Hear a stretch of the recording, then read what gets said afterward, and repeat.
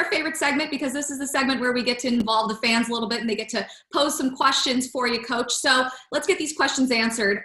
Flushing Flash 11, and Valley, you're going to love this question. I'm just going to preface this. He says, I'd imagine that New York Rangers gives you more data than you've ever had at the college level. Has analytics changed your coaching in any way?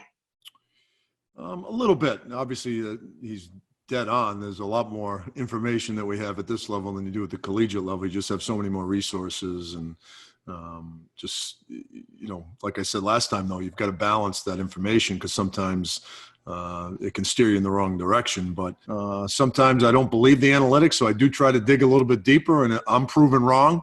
But, you know, it is the great thing about having the analytics because, you know, you may feel something and then all of a sudden look into it from a data standpoint, and it may either confirm what you thought or it may say, oh, wait a minute, I was wrong, you know, because, you know, this is a very subjective game. You know, you know, during the course of a game, a lot happens and sometimes you miss a few things, and but the data definitely helps. It can help you make better decisions for sure.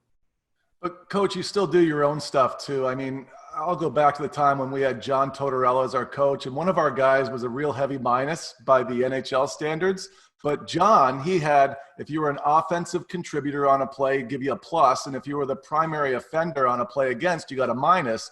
So you could be minus 16 by the NHL standard, but by John's standard, you're plus 4 and you're in good graces. Sometimes you can look at it that way too, right? Yeah, for sure. There are definitely things, you know, everybody coaches their team differently. Everybody's looking for different things. And, you know, that's a great example from Torts about what some of the things that you're looking for. And, you know, plus you got to be careful with plus minus because sometimes you're a victim, right? Sometimes a guy is like, you know, Jesus, he's, you know, minus 7 and I just don't feel it, you know, and then you go back and you watch the goals and, you know, a lot of times he's just a victim. And, you know, it's and the other thing is, you know, you've got to take in consideration who guys are out there against too. I mean, you know, some guys' numbers get skewed a little bit because they're playing against, you know, the top players day in and day out, shift in and shift out. So, you know, you've got to take all of these things in consideration. That's why the numbers can be a little bit misleading.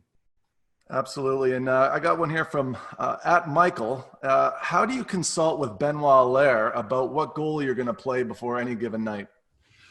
Yeah, Benny and I talk every day. Obviously, at the end of the day, it is my decision, but I obviously have an awful lot of respect for Benny and take into consideration what he says. And you know, more times than not, you know, I follow his suggestion. There have been times where I've said, you know what, Benny, I'm going to start this guy instead of that guy.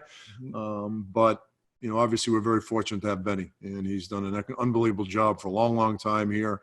I value his opinion, not only about goaltending, but he's a pretty smart hockey guy as well. And, you know, I talked to him about other things other than goaltending when it comes to our team. And, but at the end of the day, as a head coach, you make the final and ultimate decision, but certainly with an awful lot of input from Benny.